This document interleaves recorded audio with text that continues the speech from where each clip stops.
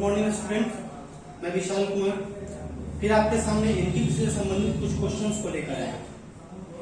यह प्रश्न आपके लिए बहुत ज्यादा जरूरी होंगे और इन प्रश्नों को आप कॉपी और कलम लेकर बैठें, इन प्रश्नों को देखें और इसको बनाने का प्रयास करें। इन प्रश्नों को मैं कोशिश करूंगा कि कम से कम समय में बनाऊं। तो आपके सामने पहला प्रश्न आ रहा है, ध्यान दें बच्चे। यदि किसी राशि पर 4% पर 2 वर्ष का CI 102 रुपया है तो समान दर पर 2 वर्षों का साधारण ब्याज क्या होगा। CI आपको दे रहा है, SI आपसे पूछ रहा है निकालने के लिए, राइट। तो ध्यान दीजिएगा 4% 2 साल का 2 इयर्स का CI आपको दे रहा है कितना, 102 रुपया। अब ध्यान दीजिए 4% 2 साल का भाई CI होता कितना है, यदि हमको पता चल जाए तो CI के बराबर हम CI कर देंगे क्या। तो 4% 2 साल का CI होता है 8.16%। अब कहिएगा कि सर कैसे ऐसा हुआ। तो देखिए 2 वर्ष का जितना भी परसेंट हो उसको निकालने का तरीका है 2x + x²/100।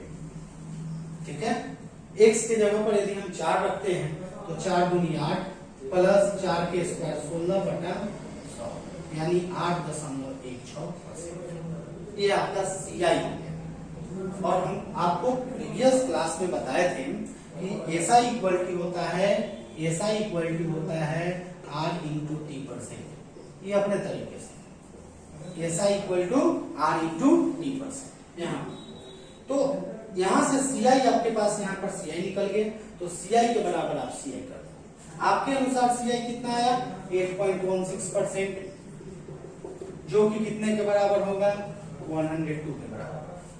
ये आपका CI है, CI के बराबर हमने CI किया 8.16% = 102। तो पूछ रहा है साधारण ब्याज क्या होगा, मतलब SI क्या होगा। SI = R × T%। R आपका 4% है और यही टाइम, मतलब यही रेट और टाइम CI के लिए भी है और यही रेट और टाइम SI के लिए भी है। तो 4% 2 साल का SI कितना होगा, 4 दूनी 8%। 8% बराबर कितना, 102/8.16 × 8। ये वाला 8 चला जाता है, दशमलव उड़ जाएगा 2 0, इससे ये 8 में कट जाएगा, 8 से 100 में कट जाएगा, यानी आपका 100 रुपया आंसर हो गया। यदि 4% 2 साल का CI 102 रुपया हो तो 4% 2 साल का SI होगा आपको, राइट। अब देखिए स्टूडेंट, नेक्स्ट क्वेश्चन है आपके सामने। ये सभी प्रश्न एनटीपीसी से संबंधित हैं और बहुत कम समय में मैं बनाने का प्रयास करूंगा। तो देखा ये भी देखिए, एक वर्ग के क्षेत्रफल का उस वर्ग के क्षेत्रफल से अनुपात क्या होगा, हमेशा कितना होगा जो कि उसके विकर्ण पर जाएगा। फिर समझिए, एक वर्ग के क्षेत्रफल का उस वर्ग के क्षेत्रफल से अनुपात हमेशा कितना होगा जो कि उसके विकर्ण पर जाएगा। प्रश्न कहने का मतलब है कि एक वर्ग हमने बना दिया, उस वर्ग के विकर्ण पर फिर एक दूसरा वर्ग, तो पहला वर्ग जो हमारा बना हुआ है उसका क्षेत्रफल और जो विकर्ण पर बना हुआ है उसके क्षेत्रफल का अनुपात। बहुत सारे पुस्तकों में बहुत सारे गुरुजी लोग अलग अलग तरीके से बताएंगे, लेकिन हम भी बताएंगे। देखिए आपको जो अच्छा लगे। ध्यान दीजिए, एक वर्ग के क्षेत्रफल का यह वर्ग हमने ले लिया, वर्ग हो गया। ये कहता है इस वर्ग का इसके विकर्ण यानी ये विकर्ण हो गया, इसके विकर्ण पर एक और वर्ग बनाया गया।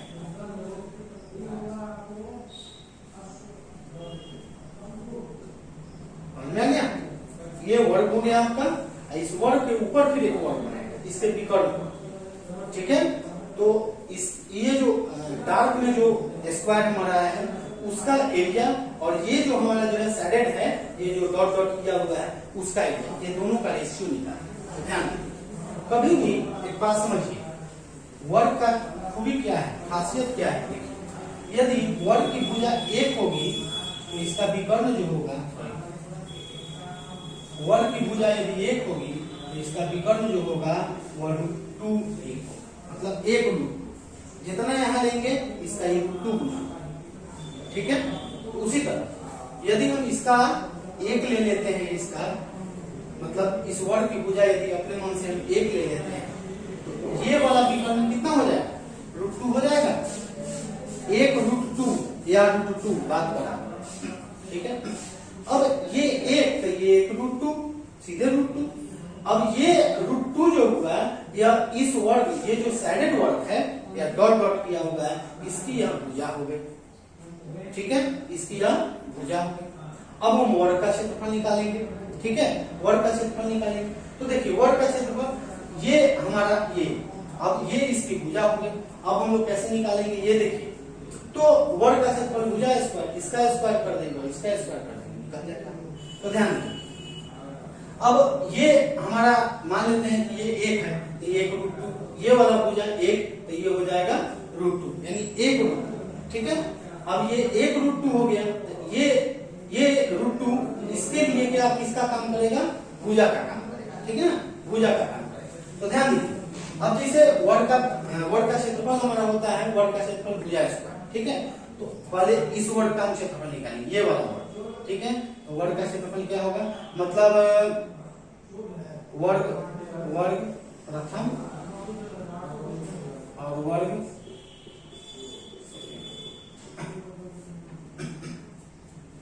ठीक है, दोनों का लेंगे। इस वर्ग का आपका क्षेत्रफल क्या हो जाएगा, भुजा इसकी जब 1 है तो इसका क्षेत्रफल क्या हो जाएगा 1, ठीक है। और ये जो है वह √2, इसकी भुजा कितनी है √2, ठीक है। तो इस वर्ग का क्षेत्रफल क्या हो जाएगा, जैसे इसका स्क्वायर करेंगे उसी तरह इसका स्क्वायर करेंगे, राइट। 1 का स्क्वायर करेंगे तो 1, और इस √2 से मतलब रूट से स्क्वायर कट जाता है, 1 √2, यही आपका आंसर हो गया। बहुत आसान है, ठीक है। समझने का सिर्फ तेरा है कि कैसे समझेंगे। इस वर्ग पर ये वर्ग बनाया गया, इस वर्ग के भुजा से इसका विकर्ण निकाल दीजिए, यह विकर्ण इसका क्या हो जाएगा, इसका भुजा हो जाएगा। अब बस जब एक बार निकल गया तो इसके क्षेत्रफल से इसका क्षेत्रफल का अनुपात निकालिए। यह साइड के स्क्वायर, हम जानते हैं वर्ग का क्षेत्रफल भुजा स्क्वायर होता है, तो इसका साइड हो गया 1 का स्क्वायर। अब ये वाला साइडेड वाला ये डॉट इसका स्क्वायर, तो √2 का स्क्वायर कर देंगे, इसका स्क्वायर 1 और √2 का स्क्वायर कर देंगे। मेरा अंदाजा है कि आपको समझ में आया। अब आइए नेक्स्ट अपने क्वेश्चन की तरफ, बहुत इंपॉर्टेंट क्वेश्चन है ये भी। देखिए कि एक धनराशि CI पर, इस पर CI पर 3 वर्ष में 9990 रुपया एवं 6 वर्ष में 14,985 रुपया हो जाता है। तो बताओ वह राशि क्या होगा, मूलधन निकालें। देखिए क्वेश्चन की खूबसूरती समझिए, क्वेश्चन आपको ट्रिक वाला ज्यादा देता है, बनने वाला, ध्यान दीजिए ये भी बनने वाला है। देखिए 3 वर्ष में कितना दे रहा है 9990 रुपया, और 6 वर्ष में कितना दे रहा है 14,950, ये 3 साल में और ये 6 साल। देखिए तो 2 टाइम्स है क्या, 2 गुना है, तो 2 गुना का तरीका होता है, ठीक है। मूलधन जब भी निकाला जाए तो P बराबर A² घटा B, P equal to A² घटा B। आपकी पुस्तक में ऐसा नहीं मिलेगा लेकिन है, होता है P इक्वल टू A²। अब A किसको मानेंगे, A मानेंगे छोटा वाले का, छोटा वाले का, B मानेंगे बड़ा वाले का, राइट। A मानेंगे छोटे वाले का को और B मानेंगे बड़े वाले का। देखिए A² यानी 9990 गुने 9990 बटा B के जगह पर ये 14,950 रख दीजिए, इसको काट कर दीजिए, आपका जो आएगा वो आंसर, ठीक है। 5 से काटिए, 5 आए, 5 दूनी 10, 5 9 45, 4 49, 5 9 45, 5 7 35, 5 एकम 5, 4 9, 4 49, 4 9 49, 5 9 45, 5 9 45, 5 8 4।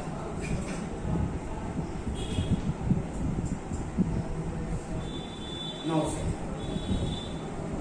9 9 3 27 2 29 2 पर 9 29 9 3 27 9 3 27 ठीक है 9 दूनी 18 9 दूनी 18 9 दूनी 18 11 111 दूनी 22 और 111 दिया 33 फिर 3 से काटिए 3 3 9 3 3 9 3 3 9 अब 330 में आप 2 से गुना मल्टीप्लाई कर दिए कितना आ जाएगा 6 6 3 यही आपका आंसर ठीक है इसको समझ लीजिए और कॉपी कलम पर मतलब कॉपी पर कलम से लिख लीजिए समझ में आपको आ जाएगा ओके और याद रखिए यदि समझ में आता है अच्छा हम बताते हैं आपकी तैयारी अच्छी हो जाएगी आपको समझ में आता है भविष्य में इससे आपको फायदा हो तो सब्सक्राइब लाइक शेयर और कमेंट भी कीजिए ओके अब आगे की तरफ देखेंगे ये एक प्रश्न आपके सामने है मल्लिका ने कुछ कबूतर खरीदे उनमें से 10% मर गए शेष में से 25% उड़ गए अब 27 कबूतर शेष हैं बताओ कितने कबूतर खरीदे गए थे ध्यान दीजिए टोटल मान लेते हैं कि आपके पास कबूतर था 100% देखिए यहां पर दिया है शेष है ना देखिए जैसे ही शेष दे तो शेष को बनाने का अलग तरीका है ध्यान दीजिए 10% मर गए तो बचे कितना शेष शुरू से ही शेष निकालते चलिए 10% मर गए तो शेष बच गया कितना 90% ठीक है शेष तो 90% हो गया इसमें से 25% उड़ गए तो फिर शेष अब 25% जब उड़ जाते हैं तो बचते कितने हैं 75% यही तो शेष है और ये कितने के बराबर है 27 कबूतर शेष है तो शेष के बराबर शेष की इधर कबूतर अंक में इधर कबूतर परसेंट में तो कितने हो गए कबूतर 27 अब 2% है 1% को तोड़ दीजिए ये ओके छोड़ दीजिए 90% गुने इसको तोड़िए 75/100 बराबर 27 ठीक है 25 दिए 75 25 का 100 3 9 27 ये उधर चल जाएगा तो 90% इक्वल टू 36 तो कबूतर जितने भी आपके पास कबूतर हैं सभी 100% तो 100% कितना 36/90 गुने 100 0 से 0 गया 9 चौका 36 यानी आपके पास कितना कबूतर होगा यही आपका आंसर होगा ठीक है ओके अब इस प्रश्न को देखिए गौर से इस प्रश्न को देखा है ये प्रश्न जब भी बच्चों के दिमाग में आता है जब भी क्वेश्चंस में आते हैं तो बच्चे तुरंत मान लेते हैं माना कि छोटी संख्या x दूसरी संख्या x+1 या x+2 या x+3 कुछ भी मान लेते हैं लेकिन इसको भी बनाने का एकदम जो है सॉफ्ट तरीका है ध्यान देंगे कैसे देखिए जो ये उंगली है हमारा है ना उंगली इसका एवरेज ये होता है एवरेज का मतलब होता है इधर से भी छोड़ दीजिए इधर से भी उतना ही छोड़ दीजिए और जो बीच में आया वही इसका एवरेज यदि 3 संख्या लेते तो एक इधर से और बीच में जो बच गया यही एवरेज हो गया तो कहता है कि 5 क्रमिक विषम संख्या यानी 5 को संख्या एक मान के चलिए 1 2 3 4 5 देखिए हम लोग कैसे बनाएंगे एकदम देखिए तो 5 क्रमिक विषम धनात्मक पूर्णांक कुछ विशेष नहीं वही अंक वही पूर्णांकों का औसत 9 तो एक इधर से छाटिए एक इधर से छाटिए एक इधर से छाटिए एक इधर से छाटिए औसत 9 दे रहा है यानी ये हो गया आपको 9 कोई दिक्कत नहीं होनी चाहिए ठीक है और क्रमागत है लगातार विषम धनात्मक क्रमिक मतलब क्रम से इसका मतलब इसके आगे अगला पूर्णांक क्या हो जाएगा 9 के बाद 11 विषम संख्या 11 के बाद यहाँ क्या हो जाएगा 13 ठीक ना इसके पहले क्या हो जाएगा 7 विषम संख्या इससे पहले 7 और इससे पहले क्या हो जाएगा नहीं हो जाएगा देखिए तो लगातार हो गया औसत इसका 9 हो गया अब इनमें सबसे छोटा कौन हो जाएगा सबसे छोटा यही आपका सबसे छोटा ये जो है यही राइट आंसर ओके आइए अगले पड़ाव की तरफ बढ़ते हैं, जो कि हमारा प्रश्न होगा। उसमें कहता है कि एक बहुभुज के आंतरिक कोणों का योग 1440 डिग्री है, तो बहुभुज के भुजाओं की संख्या क्या है। ध्यान रखिए, बहुभुज जो त्रिभुज होता है वह बहुभुज ही होता है, चतुर्भुज होता है वो भी बहुभुज होता है, पंचभुज होता है वो भी बहुभुज होता है। बहुभुज कभी भी दो रेखा का नहीं बनता है, एक बंद रेखा होनी चाहिए, तो कम से कम 3 होना चाहिए। ठीक है, तो इसकी संख्या निकालने का फॉर्मूला है n-2 × 180 डिग्री, जो कि संख्याओं के मतलब इसके आंतरिक कोणों का योग का फॉर्मूला है। आंतरिक कोणों का योग, यहाँ पर आपका योग दे रहा है ना, यहाँ पर योग दे रहा है, तो योग के फॉर्मूला से योग को बराबर कर दीजिए। तो इसका योग कितना है 1440, तो n-2 × 180 डिग्री बराबर 1440। ध्यान दीजिए, इधर से 0 से योग कट जाएगा, 18 से 18 × 44 8 मतलब, यानी n-2 = 8, n = 2 उधर चल जाएगा 10। यही हो गया आपका आंसर, यानी भुजाओं की संख्या कितनी हो गई 10, यानी 10 भुजा वाला यहाँ कुछ होगा। ओके,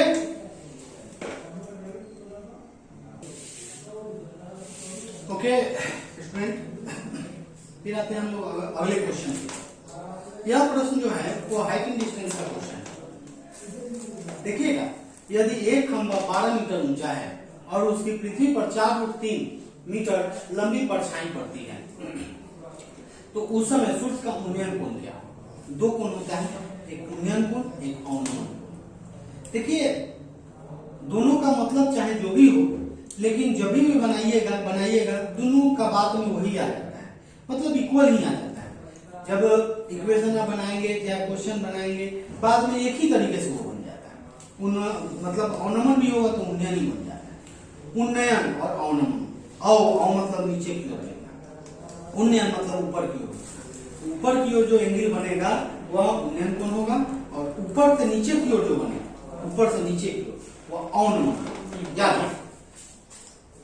यदि एक खंभा 12 मीटर ऊंचा है, तो यहाँ पर हम देखते हैं कि यदि एक खंभा 12 मीटर ऊंचा है और इसकी पृथ्वी पर 4.3 मीटर लंबी परछाई पड़ती है, यह खंभा हो गया 12 मीटर लंबाई का। और ध्यान दीजिए कि किसी का परछाई यहाँ बनता है नीचे की तरफ, ठीक है, तो यह परछाई बन रहा है कितना का 4√3। ये इसका खंभा की लंबाई हो गई। कुछ भी मान लीजिए, नहीं मानिएगा कोई दिक्कत नहीं है। इसको कहते हैं लंब, आधार और कर्ण। ठीक है, इसको शॉर्ट में हम लोग बनाते हैं लाल बट्टा कक्का या पंडित बद्री प्रसाद बट्टा हरि हरि बोल। ठीक है, कुछ भी कर लीजिए, बनाने का सब याद रखने का तरीका है, वहां पे भी पढ़ा गया है। ये लंब और ये आधार, इसका रिलेशन देखिए किसमें आ रहा है, लंब और आधार। तो लंब और आधार का रिलेशन किसमें आ रहा है, ये होता है साइन, ये होता है कॉस, ये होता है टैन, यानी लंब बटा आधार। तो लंब और आधार है, तो कह रहा है कि हमारा उन्नयन कोण कितना माने कितना डिग्री का एंगल बनेगा, तो tan थीटा इक्वल टू लंब बटा आधार। लंब आपका कितना है 12 और आधार कितना है 4√। ठीक है, जब भी नीचे में रूट में आए कोई संख्या, तो उसको क्या करते हैं हम लोग, रेशनलाइज कर देते हैं। अब इसी को रेशनलाइज कीजिएगा तो 12 बटा 4√3 इंटू √3/√3। ओके, ये कितना हो जाएगा, तो 12√3 बटा 4 गुने √3 में √3 से 9 के वर्गमूल 3। ठीक है, 4 तिहाई 12, 3 से गया 3, यानी √3। अब tan थीटा का मतलब कितना आ गया हमारा, tan थीटा का वैल्यू कितना आ गया √3। तो √3 जो होता है tan थीटा का कितना का वैल्यू होता है, 30 डिग्री का होता है 1/√3, और 60 डिग्री का वैल्यू कितना होता है √3। तो यह इक्वल टू कितने के बराबर होता है 60। यही जो है आपका राइट आंसर होगा। ओके, अब आइए नेक्स्ट क्वेश्चन की तरफ बढ़ते हैं। ये प्रश्न देखिए, एक व्यक्ति को किसी स्थान पर पैदल जाने तथा सवारी करके वापस आने में 6 घंटा 30 मिनट लगता है। यदि वह दोनों तरफ से सवारी करके जाता तो उसके 2 घंटा 10 मिनट बच जाते। तो बताओ यदि वह दोनों तरफ से पैदल जाए तो उसे कितना समय लगेगा। यह भी प्रश्न जो है बहुत इंपॉर्टेंट है, बहुत अच्छा प्रश्न है। एक तरफ से जा रहा है पैदल और आ रहा है सवारी से। यदि वह दोनों तरफ से जाएगा सवारी से तो जाहिर सी बात है कि समय उसका बचेगा। तो वो नहीं पूछ रहा है, कह रहा है कि यदि दोनों तरफ से वह पैदल जाए, इधर भी जाए उधर से भी जाए, इधर से भी जाए उधर से भी जाए, इधर से भी जाए उधर से भी जाए, तो उसे कितना समय लगेगा। राइट। तो देखिए, एक व्यक्ति को किसी स्थान पर पैदल जाने, मीन मान लीजिए पैदल जाने और सवारी, इससे सवारी मान लीजिए पैदल जा रहा है और सवारी करके वापस आ रहा है, तो उसको कितना लग रहा है? 6 घंटा 30 मिनट का समय लग रहा है। कितना लग रहा है बाबू? पैदल जा रहा है, सवारी करके वापस आ रहा है, तो 6 घंटा 30 मिनट लग रहा है। राइट। यदि वह दोनों तरफ से सवारी से जाता है, इधर से भी सवारी से उधर से भी सवारी से जाएगा और सवारी से आएगा, दोनों स्थिति में उसके 2 घंटा 10 मिनट बच जाते हैं। लगते नहीं है, बचते हैं। इसका मतलब क्या? जितना पहला लगा था उससे 2 घंटा 10 मिनट बच जाता है, तो वो कितना में तय करता है? तो देखिए 6 घंटा 30 मिनट में पहले हो रहा था, 2 घंटा 10 मिनट उसके बच जा रहे हैं। इसका मतलब वह तय करेगा कितना में? 4 घंटा 20 मिनट में वह तय करेगा। क्वेश्चन को घुमा दिया है, बच्चे वहां बनाएंगे 2 घंटा 10 मिनट, बच जाता है नहीं, 2 घंटा 10 मिनट पर गलत हो जाएगा प्रश्न। ठीक ना? तो 2 घंटा 10 मिनट बच जाता है, मतलब 6 घंटा 30 मिनट में पहले होता था, 2 घंटा 10 मिनट बच जाता है, इसका मतलब 4 घंटा 20 मिनट में होता है। राइट। तो 4 घंटा 20 मिनट यहाँ करेंगे 4 घंटा 20 मिनट। ठीक है। अब आइए देखिए, हमको निकालना है दोनों तरफ से पैदल, दोनों तरफ से पैदल। अब दोनों तरफ से पैदल मेरे पास आएगा कहां से? कैसे आएगा दोनों तरफ से पैदल? इस इक्वेशन से। यहाँ देख रहे हैं पैदल और यहाँ सवारी, यहाँ दोनों सवारी, तो दोनों पैदल कैसे आएगा? तो क्या करेंगे? ऊपर वाले में मल्टीप्लाई करेंगे 2 से, इधर भी 2 से, और इसको काटने के लिए इधर भी 2 से। ठीक ना? तो ध्यान दीजिए, यहां से करेंगे तो 2 में p से गुना करेंगे तो 2 पैदल आ गए, और 2 में s से गुना करेंगे तो 2 सवारी हो गए, माइनस माइनस माइनस। ओके। तो 2 पैदल और 2 से गुना करेंगे तो 2 सवारी, तो 2 सवारी से 2 सवारी कट जाएगा।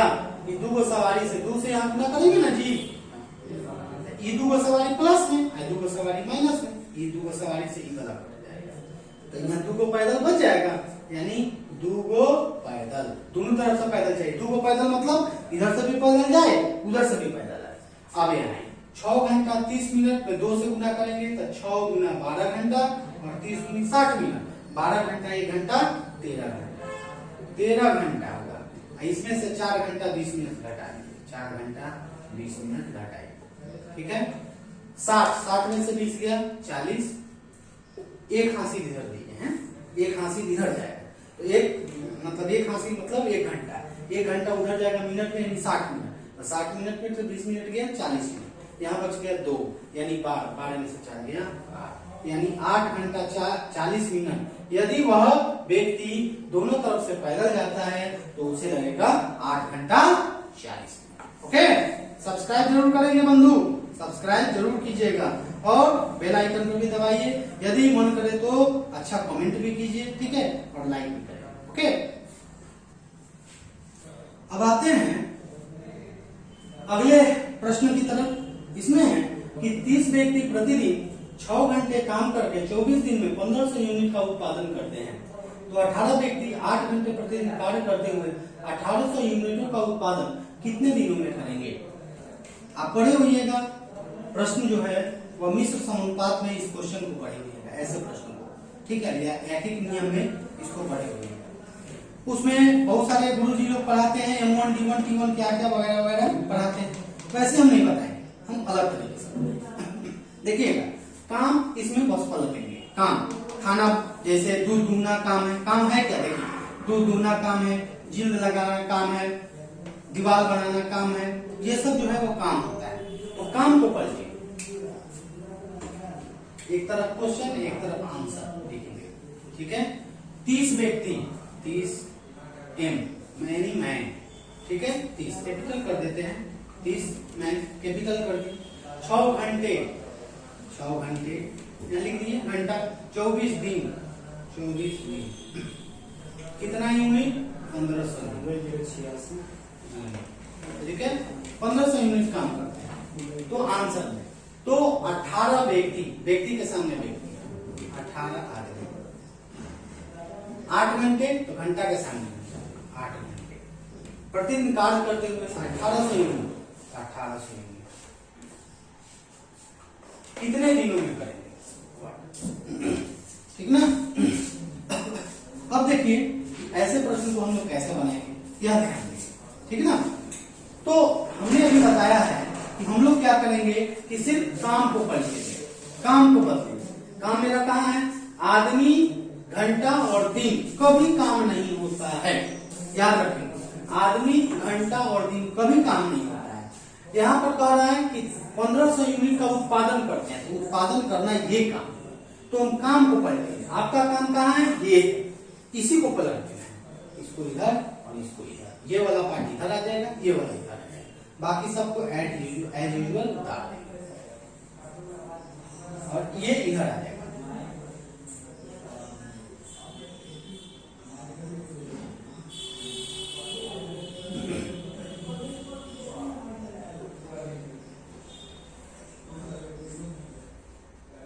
ठीक है 30 गुने 6 गुने 24, ये वाला इधर आ जाएगा 18 गुने 8, ये वाला इधर चल गया, ये वाला सॉरी नहीं तो दिन है, तो ये ऐसे ही रहेगा और 1800 उधर चल गया तो 1500।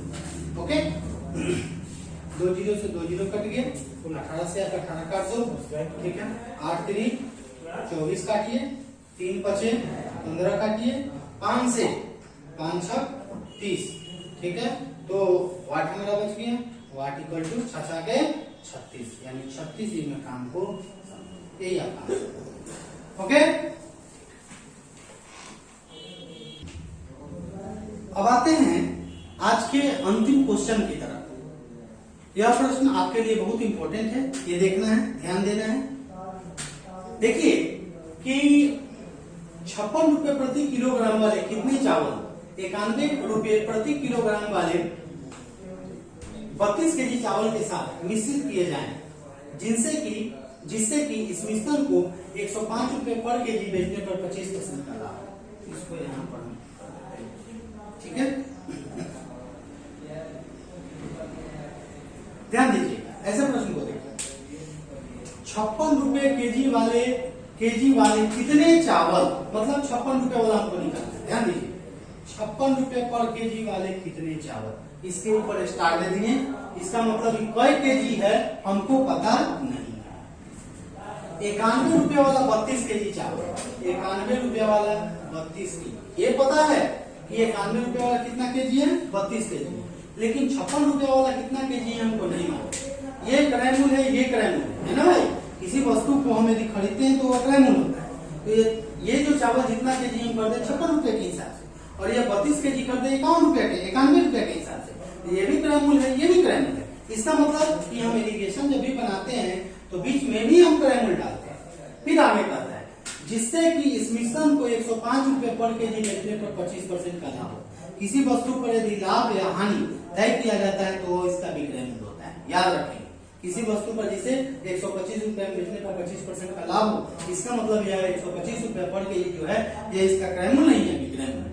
तो यहाँ पर भी हम क्रय मूल्य करेंगे, क्यों, क्योंकि ये दोनों क्रय मूल्य, तो यहाँ पर भी हमको क्रय मूल्य करना। तो 105 रुपए हमारा पर 25% का लाभ, तो ध्यान दीजिए 125%, 25% लाभ, 25% लाभ प्रॉफिट, तो 25% लाभ का मतलब आपको कितना होता है 125%, तो 125% बराबर कितना 105। तो क्रयमूल्य हमेशा 100% होता है, याद रखिए क्रयमूल्य हमेशा 100% होगा। तो 100% कितना, ठीक है 100% कितना, तो अब इसको हम लोग निकालेंगे 105 बटा 125 गुने 25 25 125 25 का 100, 5 दूनी 10, 5 एकम 5, 21 का 84 रुपया। 84 रुपये इसका क्या हो गया, इसका जो हो गया क्रयमूल्य हो गया। अब इसको यहाँ पर डाल देंगे 84, जिधर से जो घटे घटाइए, 84 में से 56 को घटाए, 14 में से 6 गया 8 और 7 में से 5 गया 2, 28, इधर से घटाइएगा, एक इधर से घटेगा तो दूसरा उधर से घटता है। एलिगेशन का यह खूबसूरती है। 91 में से 84 जाएगा तो कितना हो जाएगा? 7। 7 एकम 7, 7 चौके 28। यह रेशियो आपका कितना हो गया? 1:4। अब ध्यान दो, अब हमको तो निकालना है ये 56 रुपया वाला कितना केजी था, तो क्या करेंगे? इसके बराबर ये बराबर इसके बराबर ये, या इतना बटे इतना बराबर इतना बटे इतना। मतलब एलिगेशन में सब बराबर होता है इस टाइप से। तो क्या करेंगे? ध्यान दीजिए, स्टार बटा 1, ठीक है, स्टार ध्यान दे देते हैं, स्टार बटा 1 बराबर 32/4 हमको ये निकालना है।